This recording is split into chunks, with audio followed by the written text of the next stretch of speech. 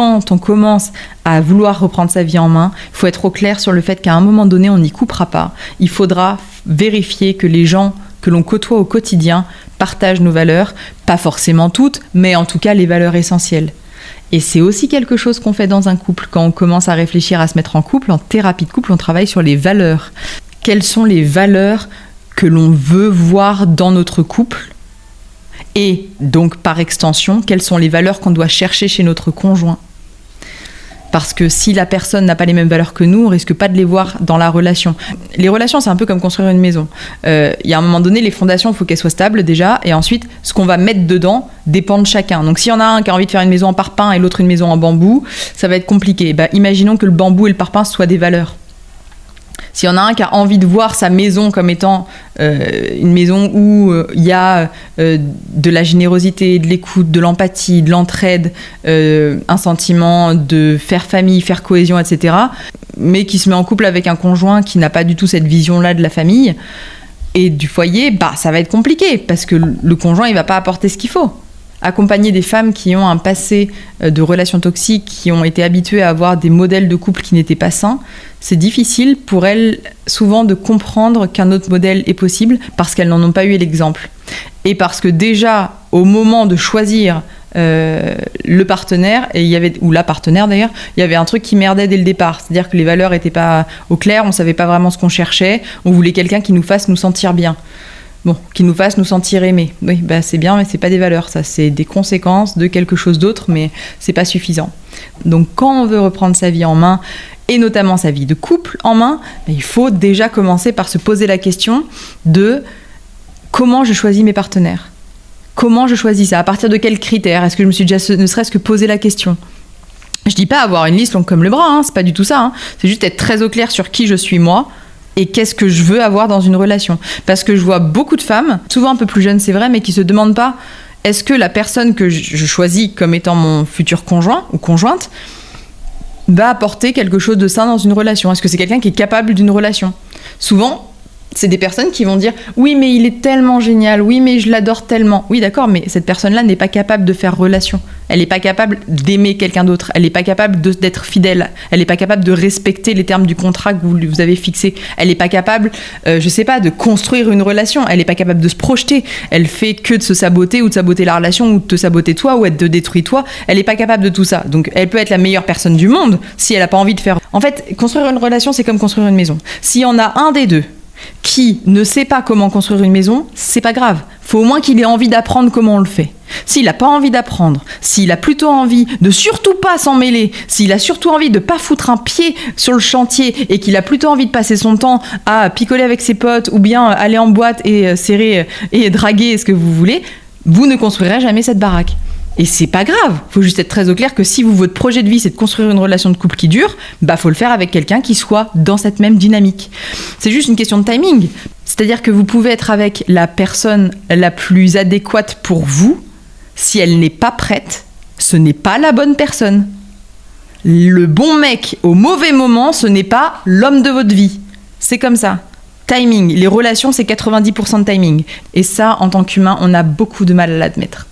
Mais une relation, c'est 90% de timing. S'il y en a un des deux qui est pas prêt, si les deux sont pas sur la même longueur d'onde, ne sont pas au même moment de leur vie, c'est pas la peine. C'est pas la peine d'essayer. Ça va finir en drama avec l'un qui s'attache, l'autre qui se réveille 3 mois plus tard en disant je t'avais dit qu'il fallait pas t'attacher. Oui, voilà, classique de mauvais timing. Il y en a un qui a envie, l'autre qui a pas spécialement envie de se poser, l'autre qui a très envie de construire un truc. Ça dure pendant des mois. Il y en a un qui fuit, l'autre qui suit, vice versa. Et on est dans la danse relationnelle classique. Suis-moi, je te suis. Suis-moi, je te fuis. Ça dure des mois, des années. Et on se rend compte au bout du compte qu'on a perdu notre temps. Pourquoi ? Parce que la personne en face, elle avait pas du tout prévu la même chose que nous. Elle en avait même un peu rien à faire de s'engager. Donc quand on est une femelle avec une réserve ovarienne limitée et qu'on a envie de faire des enfants, c'est pas mal de pas perdre son temps pendant des années à courir après des hommes qui ne veulent pas s'engager. Voilà. Et souvent, les hommes, ils disent la vérité dès le début. Il faut les croire. Il faut juste les croire. Il faut les écouter et il faut les croire. Je discutais avec un homme récemment qui m'a dit dès le départ, il fait « Ah oui, mais moi, comment ça se fait qu'une femme comme toi parle avec un connard comme moi ?» Il se décrivait lui-même comme un connard. Je l'ai cru. Il était très sympa, c'est pas le problème.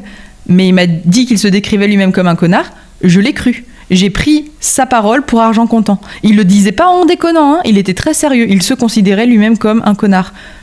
Bah moi, ne voulant pas relationner avec des connards, j'ai arrêté de lui parler.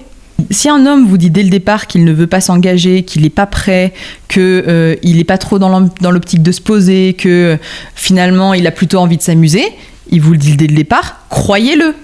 N'essayons pas de faire changer les gens. N'espérons pas, c'est un truc que je vois souvent en consultation, croire qu'on sera celle qui le fera changer. Croire que à notre rencontre, il va se rendre compte qu'on est l'évidence. Oui, ben c'est très bien, ça s'appelle un conte de fées, ce truc-là.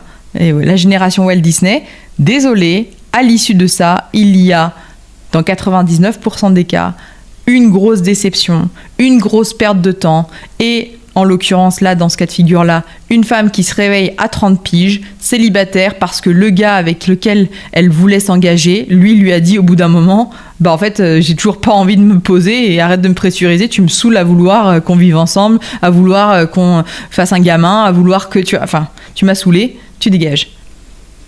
Il lui avait dit dès le départ qu'il voulait pas s'engager, mais elle croyait qu'il allait pouvoir vraiment changer. Et c'est tragique. Parce que ce truc-là, il était écrit dès le départ. Et s'il ne le lui avait pas dit, ses actes étaient criants de vérité. Et c'est des discussions qu'ils avaient eues au fur et à mesure. Donc, elle arrive en consultation, la pauvre, elle a 30 piges. Elle se retrouve, elle a pas de mec, elle veut avoir des enfants. L'horloge biologique, c'est une femelle, une réserve ovarienne limitée. L'horloge biologique, tic-tac, tic-tac. Et elle se dit, bah, comment je fais pour choisir le prochain ? Bah, pas comme celui-là. Et là, il s'agit de travailler sur qu'est-ce que tu veux dans une relation. Des questions du style, quand tu rencontres un homme et que tu veux qu'il soit le père de tes enfants, est-ce que tu voudrais que ton fils se comporte comme ça ? Parce que c'est le modèle qu'il aurait, hein, si tu le choisissais comme père. Donc pose-toi la question quand tu rencontres un homme. Est-ce que tu voudrais que ton fils se comporte comme ça ? Si oui, à voir, ça vaut la peine. Sinon, ça dégage. C'est très rapide, hein. Ensuite, il y a des critères qui ne sont pas mentaux. Il y a une alchimie, il y a des choses comme ça. Parce que je le répète toujours, pour choisir un partenaire ou une partenaire, c'est très simple. Il y a 3 critères à respecter. Les 3. J'appelle ça la Sainte Trinité. Il faut que les 3 soient d'accord, qu'il y ait unanimité. C'est pas un compromis, c'est pas à débattre et c'est pas la majorité absolue. On n'est pas dans les élections françaises. C'est pas le Parlement, c'est pas comme ça. C'est l'unanimité et pas de 49-3. Donc il faut que votre cerveau choisisse cette personne, il faut que votre cœur choisisse cette personne, et il faut aussi, pour ceux qui ne sont pas dans des relations asexuelles, que votre corps, dans le sens vos tripes, dans le sens l'alchimie sexuelle, choisisse cette personne. Pas de compromis.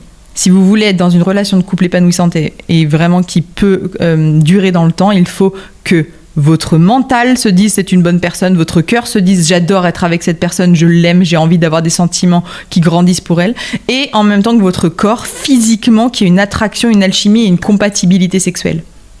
S'il y en a un des 3 qui manque, on peut voir ça dans le triangle de Steinberg aussi, hein, c'est un autre concept qui redit globalement la même chose. S'il manque l'un des 3, donc une complicité intellectuelle qui passera notamment par de l'humour, mais pas que, des mêmes valeurs, une capacité à développer des sentiments amoureux l'un pour l'autre, c'est pas juste intellectuellement je l'aime bien cette personne, non, c'est intellectuellement je l'aime bien et sentimentalement je me sens de plus en plus attirée par cette personne, je sens que je suis en train de développer des sentiments pour elle, et physiquement parlant, encore une fois pour les personnes qui veulent être dans des relations sexuées, physiquement parlant, on est compatible. S'il en manque un des 3, on n'est pas dans une relation de couple qui va durer. C'est très simple. Si on n'a que le cerveau et le cœur, donc la complicité intellectuelle, on peut discuter pendant des heures, on rigole bien, etc. Et on a énormément d'affection, énormément de tendresse pour cette personne, ça s'appelle un ami. En fait, c'est la définition même de l'amitié, de l'amour platonique, qui s'arrête là, il s'arrête au cœur, on ne va pas plus bas. Voilà, ça c'est de l'amitié. Si on n'a pas le cerveau, si on s'arrête à la tête et qu'on n'a que énormément d'amour et énormément de passion, on n'est pas dans une situation constructive, on est souvent dans des relations qui sont passionnées, passionnelles, charnelles très fortes, mais qui sont ultra intenses et destructrices, puisqu'en fait, il n'y a pas de communication possible parce que les 2 cerveaux ne sont pas compatibles, il n'y a pas de connexion possible, il n'y a pas d'humour, il n'y a pas de choses comme ça, et ce truc-là, à terme, il va foutre la merde parce qu'on ne résout pas des conflits uniquement sur l'oreiller, il y a un moment donné, il faut pouvoir en parler quand même, quand on a des désaccords, c'est bien de verbaliser. Et si on a uniquement une grosse complicité intellectuelle et une grosse complicité charnelle, mais pas de sentiments, bah dans ce cas-là, on est dans cette case un peu bâtarde qu'on appelle les sex friends ou bien les amitiés améliorées ou bien voilà, ce genre de choses. C'est-à-dire que ce sont des relations où sur le papier tout fonctionne bien, sur le papier il n'y a rien à dire, seulement les sentiments ne se développent pas. Et ça, c'est un truc qu'on ne peut pas contrôler. On ne contrôle pas qui on aime. Qui on aime, c'est un mélange d'énormément de facteurs conscients, inconscients, chimiques. C'est des compatibilités biologiques. Il y a des choses qu'on ne contrôle pas. Il faut se rendre compte que les personnes qu'on trouve attractives, les personnes qu'on trouve attirantes dans la vie, souvent, c'est parce qu'elles ont des phéromones, donc elles libèrent des odeurs qui sont le reflet de leur système immunitaire, qui en fait est exactement, parfaitement le complément de notre système immunitaire à nous. Bon bah ce truc-là, il est biologique. Passer au-delà de ça, c'est lutter contre sa propre biologie et c'est commencer à lutter contre soi-même. Ça ne vaut pas le coup. C'est juste respecter sa propre biologie. En fait, nos corps sont beaucoup plus intelligents que ce qu'on croit pour choisir nos partenaires. Mais si on les prend dans leur ensemble, pas juste la partie en dessous de la ceinture, pas juste le cœur, la tête avec, on prend tout dans le corps, les 3 C, la sainte trinité du C. Le cerveau, le cœur et le corps. Ou le cul, ça dépend comment on veut l'appeler. Là, on va dire le corps pour pas être ban. Voilà, ça c'est la sainte trinité qui devrait nous permettre de choisir nos partenaires. Cerveau, super complicité intellectuelle. Cœur, sentiment qui se développe. Et corps, alchimie corporelle. Si on a ces 3-là, on a une bonne base. S'il en manque un des 3, c'est pas la peine. Ça ne sert à rien. Donc quand votre tête vous dit ce n'est pas quelqu'un pour toi, écoutez-la. Quand votre cœur ne développe pas de sentiments, écoutez-le. Quand votre corps vous dit « je ne ressens pas d'attirance physique pour cette personne-là », écoutez-le. C'est pas au choix, c'est écoutons-nous. C'est important d'avoir ces 3-là. Donc, en consultation, c'est un truc qu'on fait. On apprend à identifier ces choses-là, à bien être au clair sur quel signal vient d'où. Est-ce que c'est des pensées, est-ce que c'est des émotions, est-ce que c'est des sensations, c'est quoi qui dit qui, etc. Bien être au clair, on fait le point, on fait le tri, et après on va travailler sur des choses évidemment plus profondes qui sont les valeurs de chacun, ce qu'on veut voir dans une relation, est-ce que cette personne est capable de l'apporter dans cette relation-là ou pas, et on fait du tri. On fait du tri, il ne s'agit pas d'avoir des milliers de prétendants assis là en train de nous regarder en espérant qu'il y en ait un qui corresponde. Non, non, non. On parle avec les gens, on les rencontre dans la vraie vie, pas juste en ligne, ça marche pas, on les rencontre très vite pour que les corps puissent sentir cette histoire de phéromones là qu'on capte, tous les micro-signaux dont on n'a même pas conscience que notre cerveau a capté depuis 10 km, ça c'est utile. Les intuitions, les impressions, c'est juste une capacité de discernement qui est un petit peu non consciente quelque part. C'est quelque chose qui n'a pas vraiment de mots. Ce discernement-là, il n'est pas juste intellectuel, il est aussi sensoriel. Donc il faut rencontrer les gens dans la vraie vie. C'est plus pratique pour savoir si on peut se projeter avec eux ou pas. Parce que sinon, on peut leur parler pendant des semaines et des semaines et des semaines. Le jour où on les rencontre, ça se trouve, il ne se passera rien. C'est quand même dommage. Enfin, bon, après, si les gens aiment bien perdre leur temps, c'est leur problème. Mais moi, c'est pas trop ma philosophie. Ni celle de mes clientes qui, en général, ont autre chose à foutre.